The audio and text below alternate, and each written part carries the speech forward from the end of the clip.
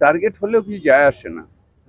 আপসি আপকি বার 200 পার হয়ে গেছিল পকার পার 2021-এ।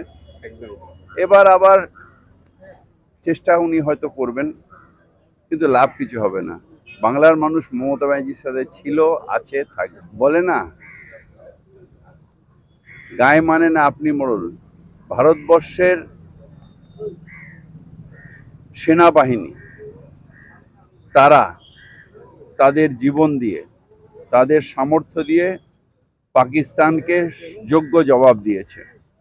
এখানে প্রধানমন্ত্রীর কোনো বড় কিছু নেই, বরং একটা বড় দেশের ভয়ে সেনাবাহিনীকে আটকে দিয়েছে কাপুরুষের মতন। সেটা অন্যায়। ভারতের সম্মান রক্ষা করেছে আমাদের ভারতের সেনাবাহিনী। তাদের আজকের দিনে আমরা স্যালুট জানাই।